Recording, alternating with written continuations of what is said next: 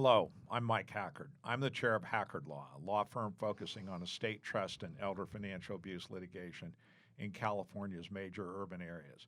This is Hackard Law's podcast. It starts here. This is an October 2017 podcast featuring Dan Collins, a well-experienced California receiver. We're going to discuss how a receiver can help clean up very messy family business situations, both inside and outside of an estate. Dan has stories to tell and lessons for all of us to learn. I first want to compliment him on his outfit. The blue and the khaki, it's just stunning. I don't know how you came up with it. But in any event, thanks for being here, Dan.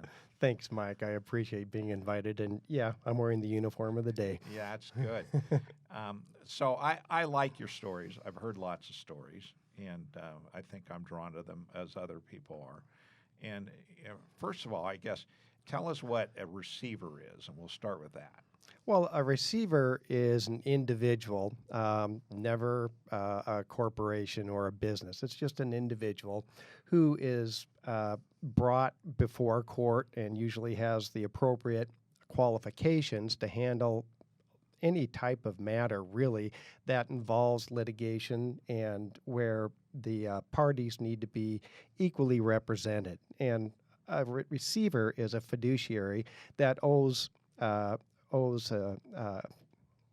about that. A receiver is a fiduciary who owes his allegiance to all of the parties involved in litigation equally. And does a receiver get appointed by the parties or by the court, or how does that work? Typically, the receiver is nominated by one of the litigants' attorneys who is seeking the appointment of the receiver for protection of either business or real property assets. Okay, and so there is actually a petition that's placed before the court, and that court could be a superior court, or it could even be a federal court. Is that right? That's correct. Okay, and so, and you appear in court at the time that you're appointed? Yes, the receiver needs to be present when it's brought before the court to appoint the receiver.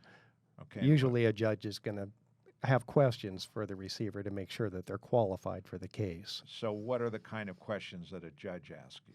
Well, by way of example, if it's a rents and equities cases that involves a lender and a borrower, they're going to probably be interested in the receiver's background in terms of managing the asset class that's in question, and what the receiver might need in the scope of duties and authority, because a well-crafted order is really the essence of a good outcome with the appointment of a receiver. I've sometimes explained to clients that well-crafted order is like a birth certificate in terms of identifying who you are and your nationality and how you can go forward or have the rights of citizenship. So if the well-crafted order is not well-crafted, you can be forced to come back to the court to ask the court to please direct you as to how to handle a situation. Isn't that right? That is correct. And actually, sometimes it's difficult to anticipate what's going to occur once a receiver is appointed. So it's not unusual to have to go back and have the court expand the powers and duties or even the scope of what is actually being taken over. By way of example, there was a case that we had in Reno that involved a high-rise condominium project that was a fractured condominium development project. One tower was completed and received their map, and it was occupied with residents. The other tower was just bare bones, and there was a dispute amongst the property owners. But really, we were appointed because there was a litigation going on with the owners association. But really, there were a lot of underlying issues with the actual property itself, and so we had to go back to the court and greatly expand the appointment and the scope of duties. Okay. So I know most people that are in business and professions like to get paid. How does a receiver get paid? Well, a receiver gets paid on an hourly basis typically. But before a receiver can get paid, they have to submit reporting to the court along with their billings, and the billings have to be approved by the court before the receiver can pay himself or his team. Okay. Now, that's an interesting issue. So, talk to us about what's a team that a receiver comes to or appoints. Well, a team would include experts that have abilities to perform tasks that the receiver doesn't, but that the receiver understands and is familiar with those tasks. And by way of example, I'm not a CPA. I'm not even a bookkeeper. I don't use any of the off-the-shelf programs like QuickBooks and things of that nature. So I'll always bring in a bookkeeper. I'll usually bring in a receiver administrator, and then I'll bring in contractors if necessary, specialty licenses. There's all sorts of people in license. Oh, you're covering the bases just like a professor. So let's move it a little bit because I like to hear the stories of the kind of businesses that receivers come into. And you talked about rents and equities, and I think I know what that's about. Generally, that's going to be about real estate, right? That's correct. And it's going to be about the collecting rents and paying obligations related to the property. So, and you talked about the high rises up in Reno. Yes. But I've seen it in other events. And where else have you done some rents and equities?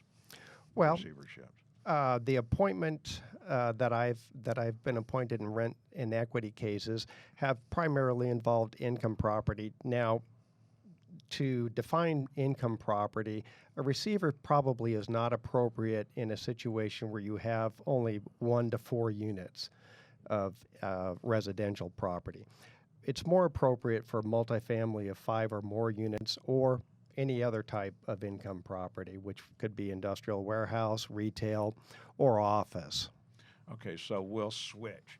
In estate and trust matters, it oftentimes happens that the decedent either owned a business by, say, ownership of stock or LLC interest, or maybe might have been a sole proprietor.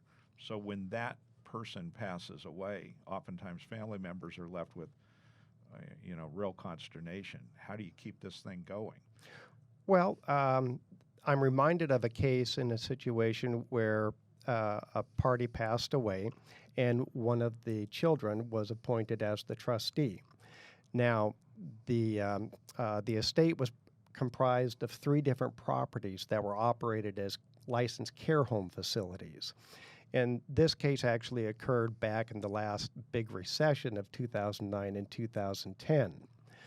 This trustee, who was one of the decedent's children, was not able to really properly manage a licensed care facility.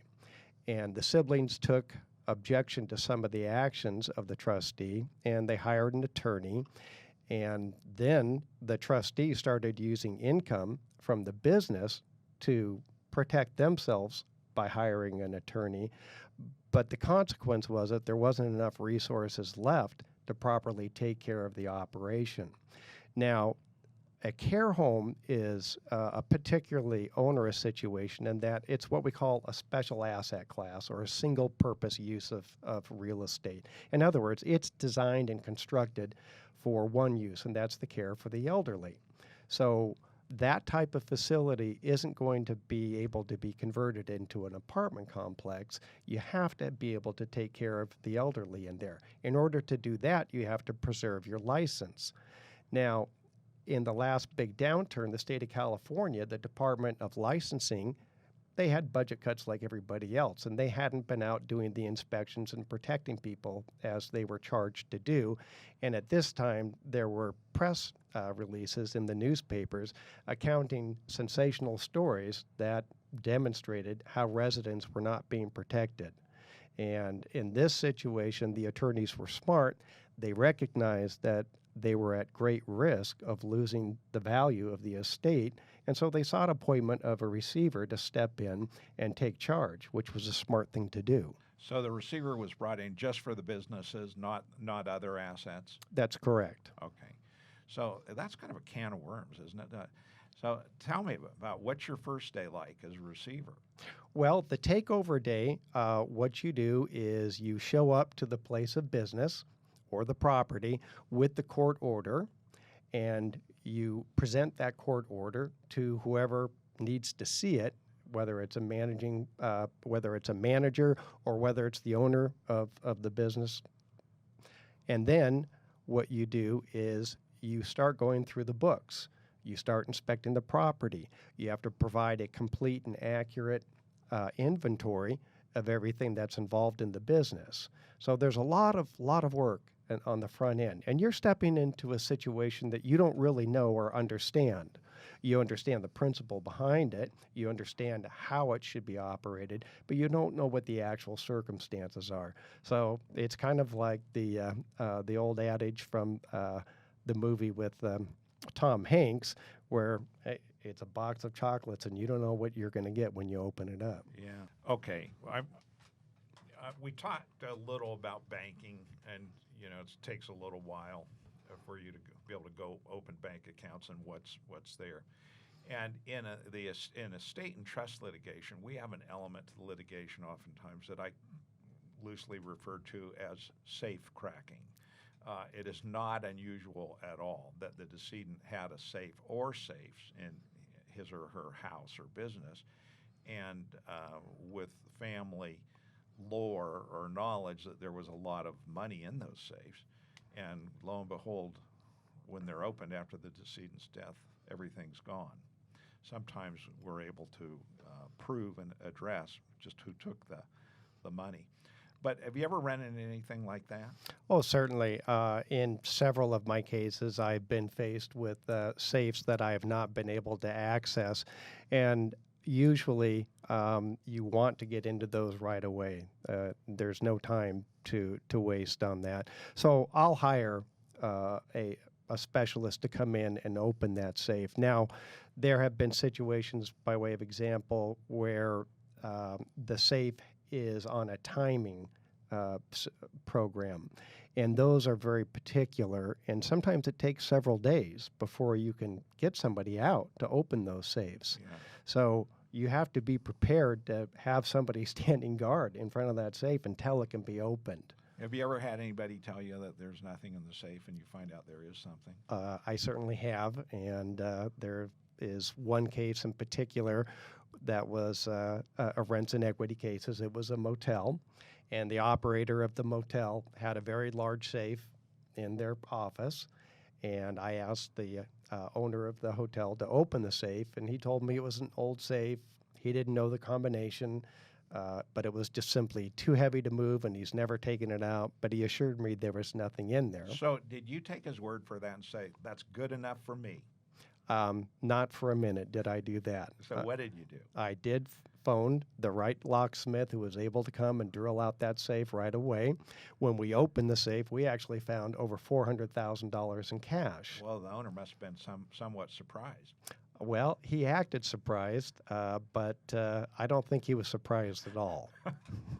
Okay, well, that's a nice beginning for your bank account in the receivership. It really is, and that's one that scores points for the benefit of the lender, because really one of the reasons a lender seeks the appointment of a receiver in rents and equity cases is they don't want the borrower to be using their rightful assets that they're entitled to by assignment of rents in the language of their loan to protect the borrower who is already in default. Yeah.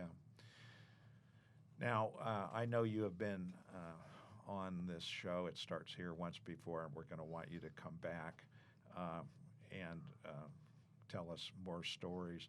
But I think for today we've covered enough as to businesses, and I'll do my own summary here, and that is for people that watch this and that have estates or businesses that require some expertise of people to come in, that I've seen this over the years, it just makes a lot of sense to bring in an experienced, knowledgeable, bright receiver like you that can either save the business or make it more profitable or save a major asset of an estate.